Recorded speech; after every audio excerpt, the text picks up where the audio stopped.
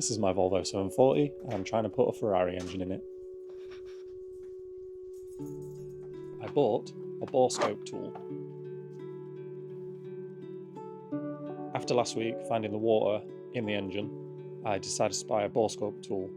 I needed to look inside the bores. They could potentially be toast.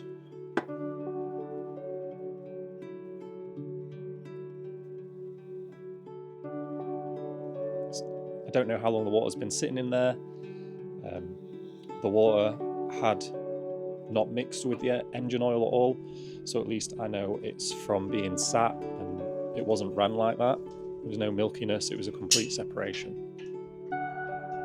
I decided to put some oil down the cylinders just to help, I don't know.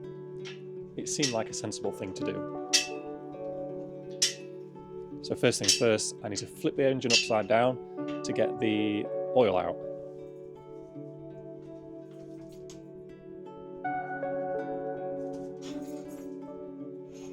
I have a little bit of a knack to getting the engine the back right way around again because it's a bit of a heavy lump. I have to stand on it and flip it back around again.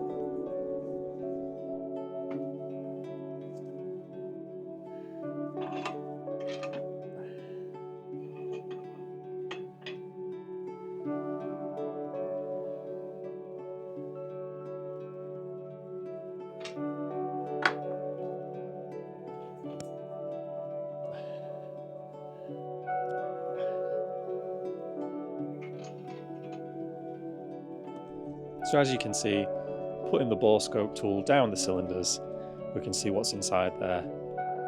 And they still look shiny to me. If you can see something obviously glaring to yourselves that I'm not seeing, then please let me know in the comments. These still look like a shiny silver to me. I think they're going to be okay. I didn't do a very good job at getting the oil out. Apparently flipping the engine upside down doesn't get all the oil out of the cylinders. So as you can see, there's still some oil in the cylinders. Potentially I put too much down there. I did come across one issue though. I found some washers in one of the cylinders. The washers look like they've been down that cylinder for a while, kind of rusty. In a past life, I was a bike mechanic. I ride bikes a lot. You can see from inside my garage that there's quite a few bikes hanging from the ceiling, a few frames, bike parts everywhere. I just enjoy anything with wheels, to be honest. Being a bike mechanic in the past, I actually have a few specific bike tools, and I have this one, which is for routing cables in carbon fibre aluminium frames where it's internal routing. It actually was really handy for this job. A piece of wire with a magnet on the end, and it helps you fish cables through internal routing frames. Once I'd rotated the engine and allowed the valves to open, I could then slide the tool down the cylinder bores and retrieve the washers, and it actually worked really well, and I was very happy. Yep. Nice. Put the plugs in, just in case, don't want to get anything else down there. I think I can run the engine like that. Please let me know if there's anything glaringly obvious to yourselves. I can't see anything, I think I'm just going to send it.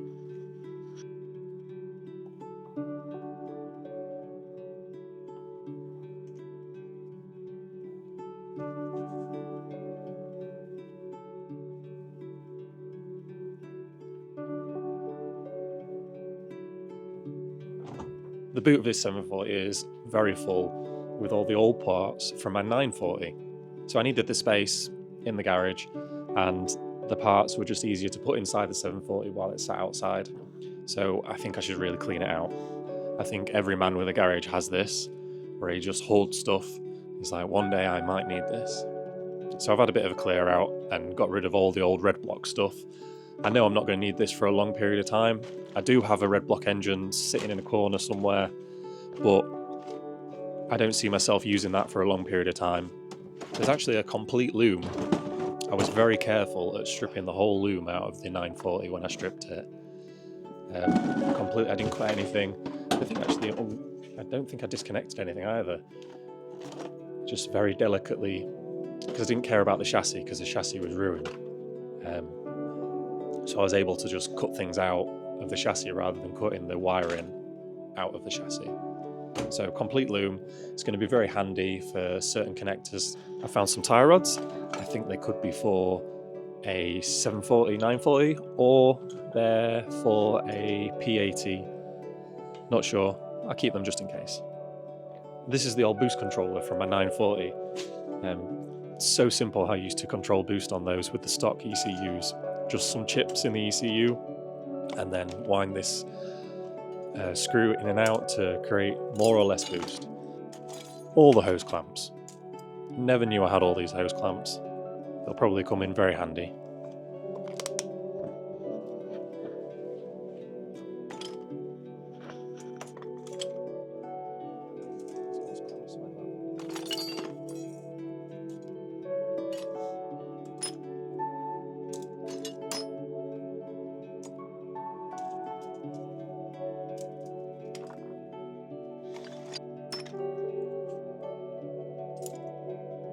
So I want to get the rest of these wires out of the engine bay.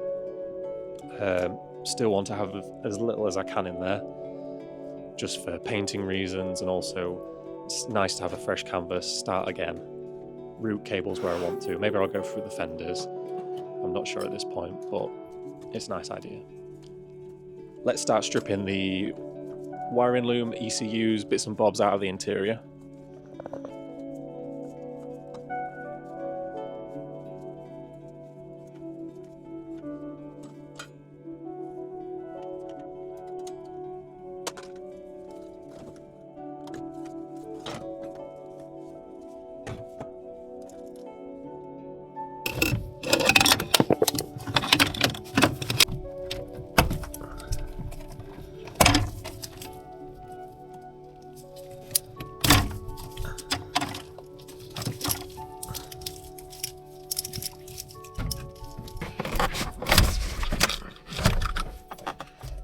Need to take the dash out to do this properly, so I'm going to leave that one there for now.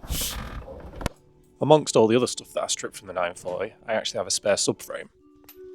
This makes it really handy, test fitting the Ferrari engine up to the stock subframe. Currently the engine doesn't sit flat on the subframe. Draw up some areas that are in the way, cut them out, see if you can get it sitting a bit nicer. I am aware while doing this that I need some sort of bushing in between the subframe and the engine. Just be a vibraty mess of hell with no bushings whatsoever, solid mounted. So I'd like this car to be drivable every day. So I'd like some sort of bushing in between the two. Potentially I could use stock 740 bushings, but they are a little bit tall. So I want something a little bit more lower profile for clearance reasons within the transmission tunnel, for the new gearbox, things like that. I don't want it to be too tight. I also have some clearance issues with the intake and the bonnet, so there'll be some holes in the bonnet that need to be made, but that is way down the line of things that are in my way. Maybe I could make my own engine mount? I have seen some DIY videos on YouTube of people making their own. I don't know how reliable they'll be. I'm probably going to look for an OEM solution from a different car or another Volvo. I also could do custom engine mounts rather than using the stock Maserati ones. I could make some out of some old control arms or something like that. That might be better. There is a lot of room in between the pan of the engine and the subframe, so I have got some room to play with. There's a few options. I'm going to try this option first and see how we get on.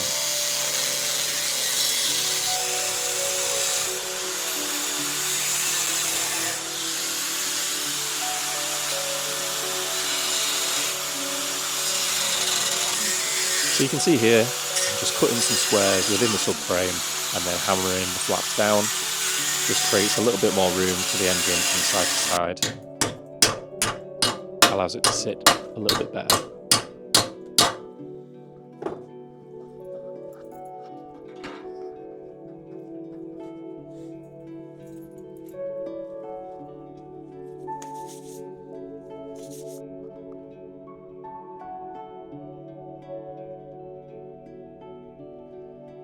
This episode's been a little bit all over the place, doing a couple of little jobs all in one go. I'm happy that the engine isn't quite as toast as I thought it might be. I'm happy to send that as is, see what happens. It'll either go bang or it'll work. Who knows? Thanks for watching, and I'll catch you on the next one.